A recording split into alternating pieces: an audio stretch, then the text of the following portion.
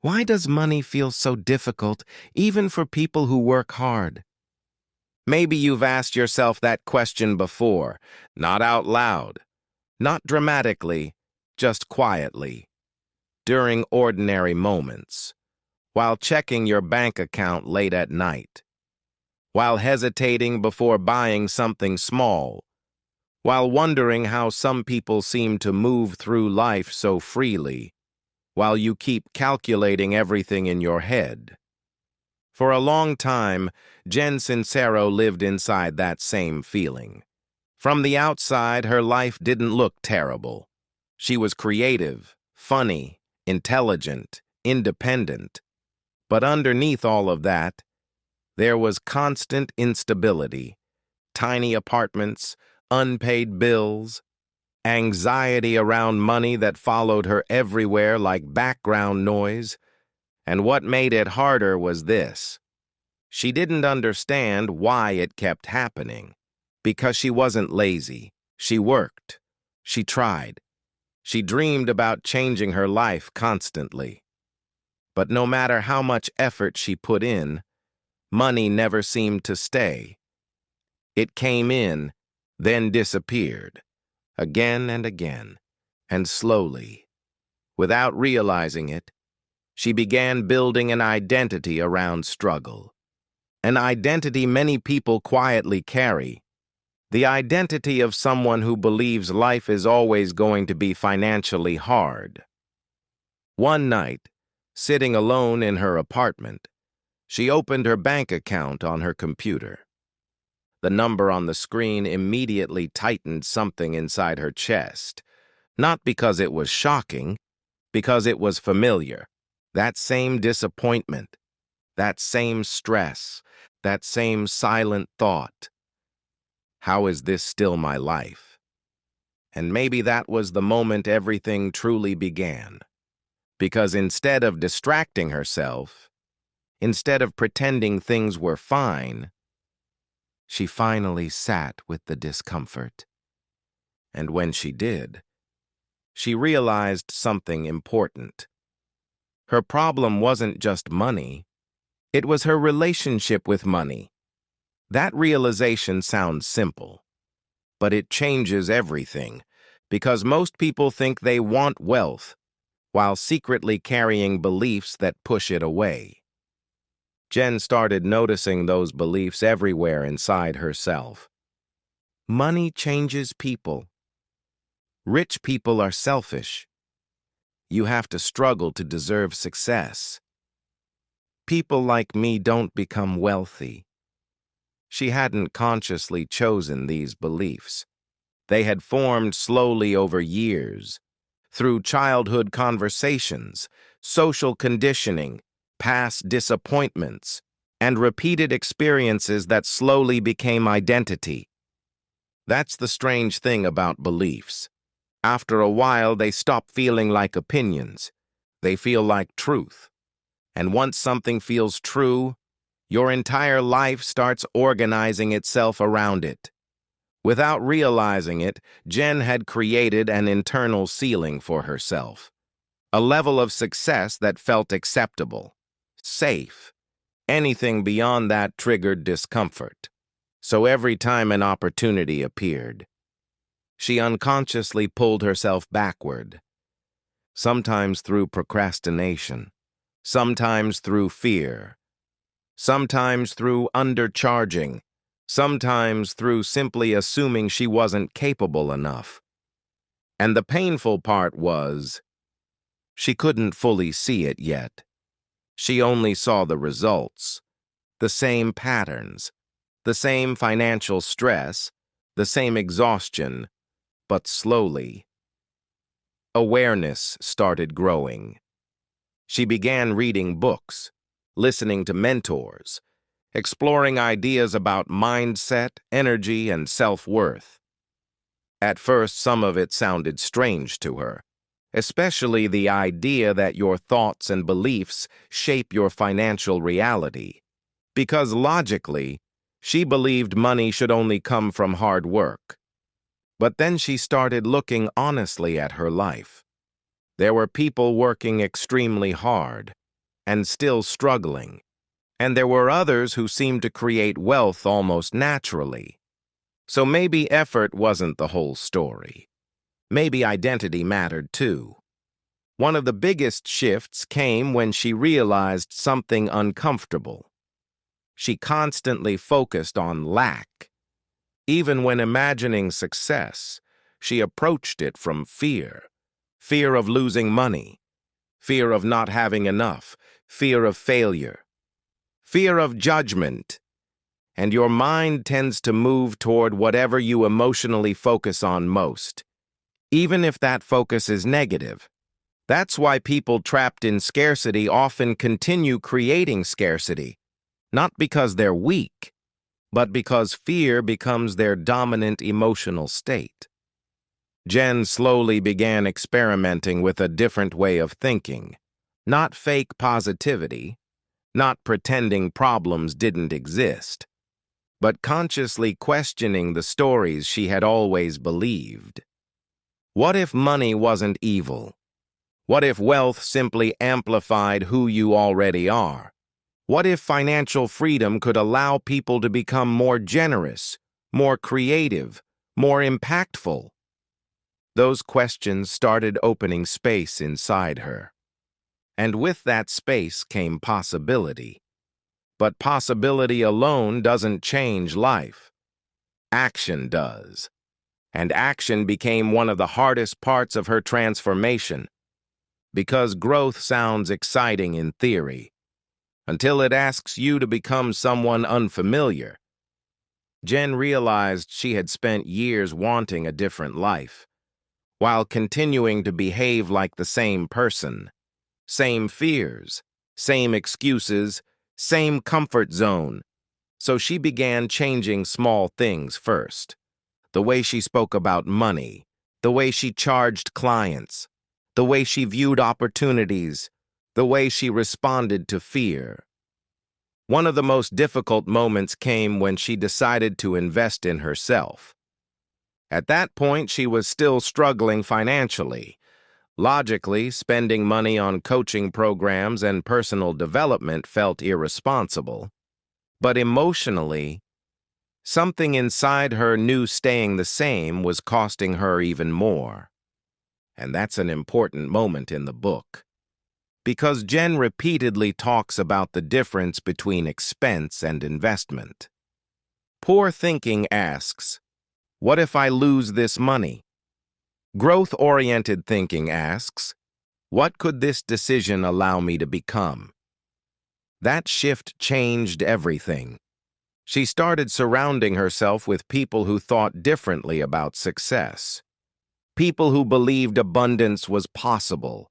People who didn't apologize for wanting more from life. At first, it made her uncomfortable.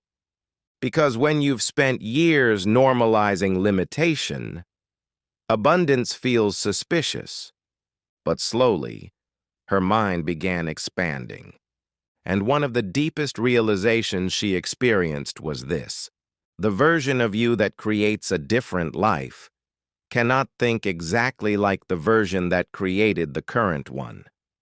That means growth often feels emotionally uncomfortable before it feels exciting. And Jen experienced this repeatedly. Whenever new opportunities appeared, fear immediately appeared too. Fear of visibility, fear of failure, fear of success, especially success. Because success changes identity, it changes relationships, expectations, lifestyle, and many people unconsciously avoid success because part of them fears becoming different. Jen began noticing how often she made herself smaller to stay emotionally safe, undercharging, avoiding visibility, downplaying her talents, waiting for permission, waiting to feel ready. But eventually she realized something powerful. Confidence rarely comes before action. It comes after. So she started acting before feeling fully ready, speaking at events, taking bigger risks, charging more, saying yes to opportunities that intimidated her. not recklessly, but intentionally. And every time she survived discomfort, her identity expanded slightly. That's how transformation actually happens. Not through one dramatic moment, but through repeated small decisions that slowly become a new self-image. Over time, her financial situation began improving. But something even deeper changed first. Her energy around money softened. She stopped treating money like something stressful and emotionally heavy. She started treating it like a natural resource, something neutral, something that could flow. And flow became a major idea in her life, because before, she tried controlling everything. Every outcome, every opportunity, every result. She believed constant pressure and struggle were necessary. But eventually she realized that forcing life often creates resistance. Some of her biggest breakthroughs happened when she relaxed slightly, when she trusted herself more, when she stopped desperately chasing and started aligning. That doesn't mean she stopped working. It means her work started coming from clarity instead of panic. There's a huge difference between action driven by fear and action driven by alignment. Fear-based action feels frantic, exhausting, desperate. Aligned action feels calmer, cleaner, more focused. And Jen noticed something surprising. When she stopped operating from desperation, opportunities increased. Connections appeared naturally. Ideas flowed more easily. Clients responded differently. Because people don't only respond to your words, they respond to your energy. And scarcity has an energy. So does confidence. So does self-worth. One of the strongest themes throughout the book is personal responsibility. Not blame, responsibility. Jen repeatedly emphasizes that changing your financial reality requires brutal honesty with yourself. Where are you making excuses? Where are you playing small? Where are you secretly choosing comfort over growth? Those questions are uncomfortable, but they're necessary. Because as long as everything is someone else's fault, nothing changes. And slowly, Jen stopped seeing herself as a victim of circumstance. She started seeing herself as someone capable of creating change. That shift alone changes how a person moves through life. She became more intentional, more decisive, more willing to be seen. And gradually, wealth stopped feeling like something reserved for other people. It started feeling possible for her too. But the book doesn't present transformation as perfect. There were still moments of doubt. Fear still appeared. Old patterns still returned sometimes. The difference was awareness. She noticed those patterns faster, recovered faster, chose differently faster. And that's an important truth many people miss. Growth isn't becoming fearless. It's becoming less controlled by fear. As Jen's life expanded, another realization emerged. Money itself wasn't the final goal. Freedom was. Expression was. Purpose was. Because once survival pressure softens, deeper desires begin surfacing. She wanted to create, write, teach, inspire, contribute. And money became something that supported that larger vision, not something that defined her worth. That's one of the most emotionally powerful shifts in the book. When wealth stops being about proving yourself and starts becoming about expanding your life, expanding your impact, expanding your ability to experience the world fully. Jen also talks openly about receiving, something many people struggle with emotionally. Some people know how to work hard, but don't know how to receive success comfortably. They sabotage opportunities, deflect compliments, feel guilty around abundance, spend recklessly, or unconsciously return themselves to struggle because struggle feels emotionally familiar. Jen had to learn how to receive, how to allow herself to hold more money, more success, more visibility, without immediately shrinking back. And that required a complete internal shift. Over time, her external world reflected that inner transformation. Her income increased dramatically, her opportunities expanded, her confidence deepened. But more importantly, she no longer viewed herself as someone trapped by limitation. She became someone willing to trust possibility. And maybe that's the deeper message running quietly underneath the entire book. Your financial reality is deeply connected to your identity, to your beliefs, to your emotional patterns, to what feels safe and familiar inside you. That's why changing money often requires changing yourself first. Not becoming fake, not pretending, but expanding beyond old limitations. And maybe while listening to this, you've recognized parts of your own life too. The hesitation, the fear, the way you sometimes talk yourself out of opportunities before they even begin. The way you wait to feel fully ready. The way scarcity quietly shapes decisions. If so, then maybe the change doesn't begin with some giant breakthrough.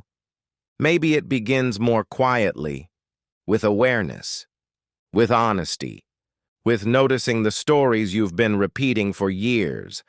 Because once you see them clearly, you can begin choosing differently, slowly, patiently, one decision at a time, and over time.